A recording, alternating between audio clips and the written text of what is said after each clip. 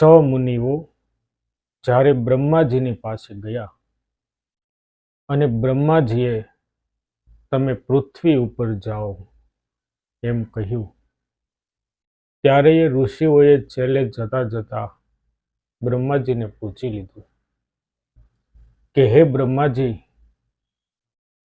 તમે જે સર્વશ્રેષ્ઠ સાધનની પ્રાપ્તિ કરી છે તે સાધન કયું, અને એ સાધનની પ્રાપ્તિ માટે શું શું કરવું પડે? તો બ્રહ્માજીએ એ સાધનની પ્રાપ્તિ વિશે વાત કરી કે આ જગતની અંદર 3 વસ્તુ એવી છે કે જે સર્વશ્રેષ્ઠ છે, અને એ સાધનની પ્રાપ્તિ થઈ ગયા પછી મહાદેવ સુધી પહોંચવું હોય ને તો વાર નથી લાગતી, આરામથી મહાદેવ સુધી પહોંચી શકાય છે. અને 3 સાધન છે: શ્રવણ, કાનથી સાંભળવું; મનન, મનથી મનન કરવું, ચિંતન કરવું; અને કીર્તન, વાણીથી ગાવું, ઈશ્વરનું ભજન ગાવું, મહાદેવની સ્તુતિ ગાવી.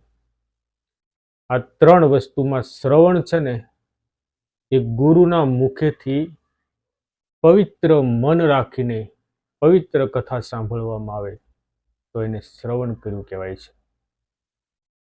જીવન દરમિયાન ઘણા બધા ઘોંઘાટો, ઘણા બધા અવાજો આપણા જીવનમાં સંભળાતા હોય છે, અવારનવાર સંભળાતા હોય છે, પણ એને શ્રવણ કર્યું કહેવાય નહીં.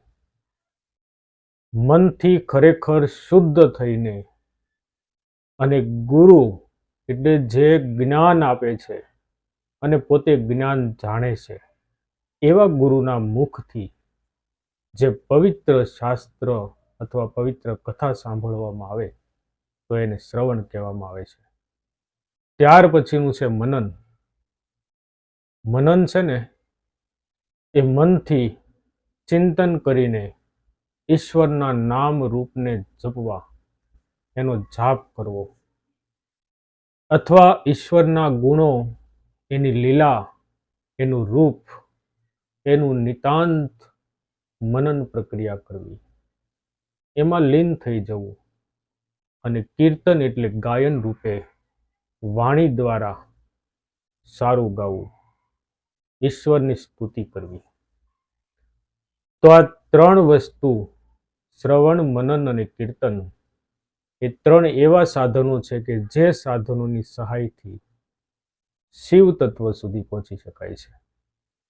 શિવ સુધી પહોંચવું અઘરું નથી, માત્ર 3 સાધનો, પણ એનું પાલન કરવું બહુ અઘરું છે. એ સહેલી વસ્તુ નથી. બ્રહ્માજી સનત કુમાર અને નંદીકેશ્વરનો દાખલો આપતા કહે છે કે એકવાર મહર્ષિ પરાશયના પુત્ર શ્રી વ્યાસ આકાશ માર્ગેથી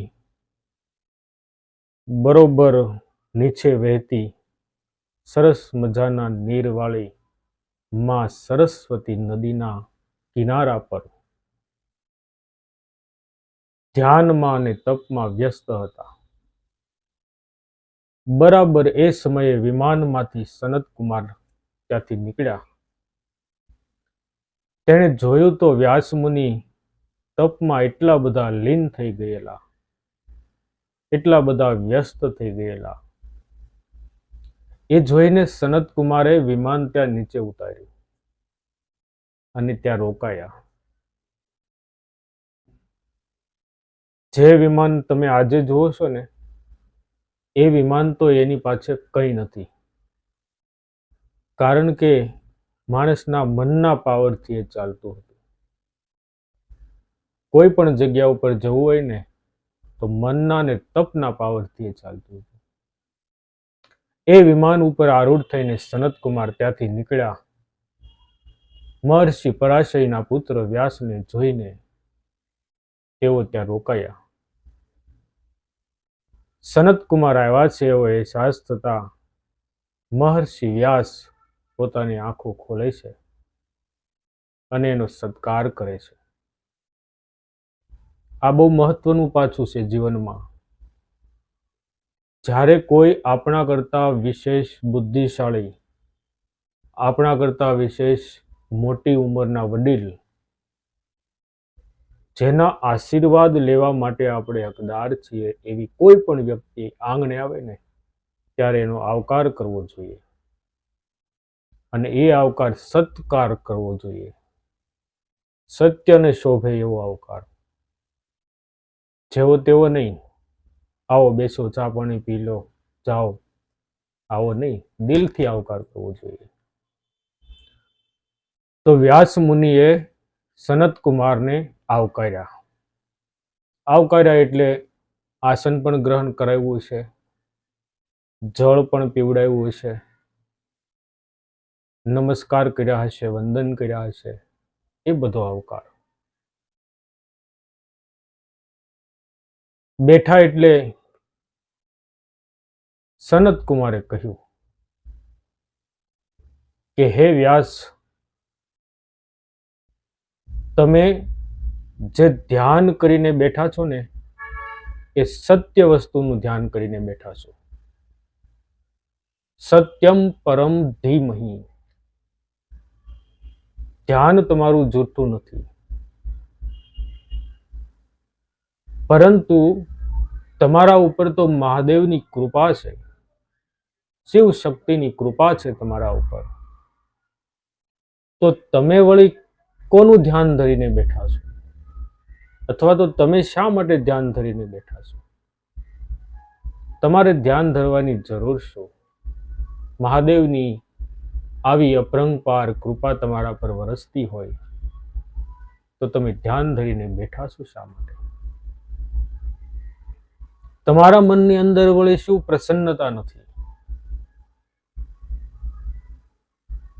ત્યારે વ્યાસ મુનિ કહે છે કે હે વંદનીય સનત કુમાર, તમારી કૃપાથી